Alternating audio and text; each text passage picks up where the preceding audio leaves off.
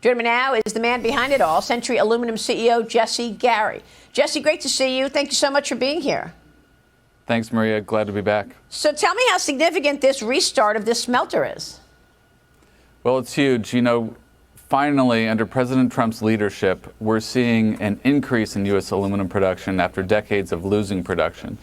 This restart is a direct result of his tariff program, and we're really happy to deliver it for the country and for our workers. Well, that's incredible. And the restart will boost U.S. domestic aluminum production by almost 10%, bring the facility from its current 75% capacity to full production by June of 2026.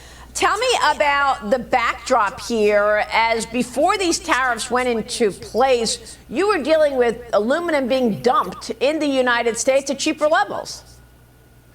That's right, Maria. In fact, after President Trump's first term, Canada is granted an exemption under the Biden administration, and we saw Canada increase imports into the U.S. by over 30%. This had a direct impact on U.S. production, with 2 U.S. smelters shutting over this time period. Okay, so let's just listen to that and let's process it. Canada increased their tariffs before Trump years ago under the Biden administration by 30%, and I didn't hear any uproar from it. Interesting. Now that President Trump is back in office, we've been able to make this investment. We've also been able to announce we're going to build the first new aluminum smelter to be built in the U.S. in 50 years, which will add another 1,000 jobs, over 6,000 jobs during construction. So for the first time in a long time, we're seeing manufacturing come back to this country. Manufacturing jobs come back to this country, and investment come back to this country as a direct result of this president's programs. Now, the company reported mixed second quarter earnings. Jesse, beating revenue estimates by nearly $20 million, but missing earnings per share. Want to get your take on expenses right now. Part of the second quarter slight miss was higher power and SG&A costs. Tell me about that. Yeah, really, the miss was mostly driven by some FX charges, Maria, and really we were pretty much right in line. And then we're really excited about our third quarter, where we're going to see adjusted EBITDA increase about $115 to $125 million. And we expect further increases into Q4. So we're really actually seeing orders picking up, especially here domestically, where we've seen our value-added production and our value-added sales increase by 8% year over year. So we think the U.S. is actually a real stronghold for us. We're excited to be producing here, and it should drive further earnings growth. So what are you seeing in terms of the demand part of the story here, in terms of companies spending more on aluminum, and what your business outlook is for 26? Yeah, we're seeing strong growth both in building and construction, especially in the HVAC verticals, as well as pretty strong automotive demand.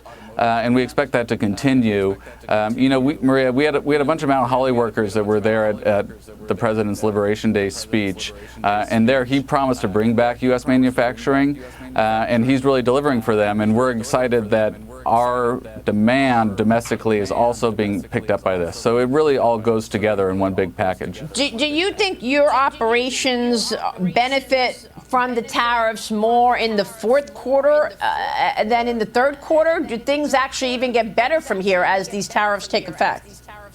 Absolutely they do, Maria. So because of some contractual lags, and because it takes a while for some of these programs to really run their way through the economy, we're anticipating we'll continue to see increasing demand for U.S. produced aluminum, and that's what's driving that value-added product number, that 8% year-over-year impact. So we think that can continue into the third quarter and even more into the fourth quarter, and then into 2026 as well. How does that compare to European operations? Europe is a bit weaker, Maria. There's really hasn't been a direct catalyst like what we've seen in the U.S. So while we have started to see things pick up a little bit in Northern Europe coming into the third quarter, it's been a relatively weak economy there. So we're more bullish on the U.S. We're hopeful that Europe starts to come around as we enter into 2026. Yeah, that's what I'm hearing a lot of. More bullish on the U.S. than anywhere else right now. Jesse, what do you want to say about pricing and what all of this means for pricing of aluminum right now? Well, Aluminum is really priced globally, Maria, so it's global supply and demand. As the Chinese production has reduced, and really there hasn't been any new production coming on globally, at least on the significant levels that we saw in the previous decade, there is a lot of demand for new production to come on, and so we'd rather that come on here in the U.S. than somewhere else, and we're ready to bring it. So we think that will be supportive of aluminum prices over the next couple of years, which should be good for our projects and good for our workers here in America. We talked about the Mount Holly restart in the first quarter of 26. What about Hawesville? And what do you want to say about that? And I know you've done a strategic review there, Jesse. Yeah, that's right. So we expect to finish that strategic review by the end of Q3, and we'll come out with next steps for Hawesville. At the same time, we continue to advance our new smelter project. We're looking at sites today and finalizing some power negotiations. So we expect to also have announcements on that new smelter project. And what's important to realize, Maria, is that would be, because it will be the first new smelter built in 50 years. So everyone, I wanted you all to see that this company is going to add 6,000 jobs to the American economy. Now, the 6,000 jobs also include construction, but it is needed. And see, everyone was criticizing President Trump on tariffs, but tariffs are now helping a lot of the companies that were struggling now regain profit.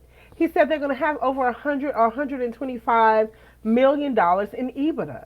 That is a plus. That is a win for American companies.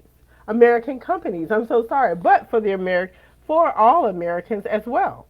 So this goes to show you that over the long run, the tariffs that was introduced, that was put in place by President Trump, is going to be effective in the growth, economic growth of the country. So how did this all start? Where did this start from? So let's take a look back 4 months ago when everyone was in an uproar, everyone was complaining, but yet President Trump remained focused, he remained grounded, and he executed a plan that now is benefiting the American economy. So let's take a look at this. For years, we're not going to be ripped off anymore. No, I'm not going to bend at all. Aluminum or steel or cars. We've been subjected to costs that we shouldn't be subjected to. That's President Trump's 25% tariffs on steel and aluminum imports coming as good news from many of the nation's top producers. A number of executives say that the tariffs are leveling the playing field and improving national security for an industry that's been hurt by unfair trade. American smelters used to dominate aluminum production, but now China is in the lead and taking the lead. The Commerce Department finding that the U.S. imported 90% of its primary aluminum back in 2016.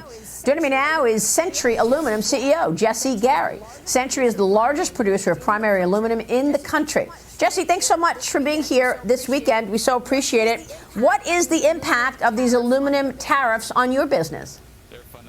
They're fundamental to our future, Maria. As you mentioned, the U.S. aluminum industry has been under attack for about 25 years now, ever since 2001 when China joined the WTO. And we've just had dumped aluminum, heavily subsidized dumped aluminum put onto our shores, which has devastated the industry. We've gone from 24 smelters in the year 2001 to 4 today. And President Trump's actions, both in 2018, he's the first president to stand up for us, and again now are really fundamental to the future of the industry. And so he's standing up for the aluminum industry again, and as a result, you're able to build a smelter in the United States, right? That's right. We've just announced we're going to build the first new aluminum smelter to be built in the U.S. in 50 years. The new smelter will represent a multi-billion-dollar investment in American manufacturing, employ over 1,000 new direct aluminum jobs and over 6,000 jobs during construction. It'll be the largest economic development program in the state where it's built.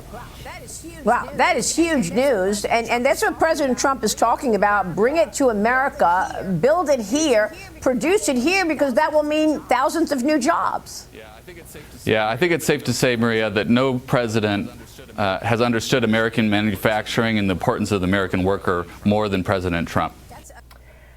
So you heard it from the CEOs of our companies.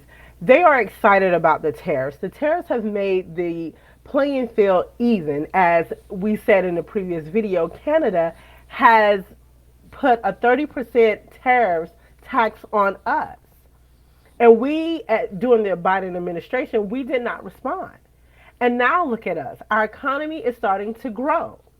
So I want you all, let's jump over into the comment section. Let's talk about these 6,000 jobs that are being added because of the tariffs that President Trump has added, and how a lot of our CEOs of major companies are seeing this as a win for the American economy. So let's get in the comment section. Let's talk about it. Again, remember to like, share, subscribe.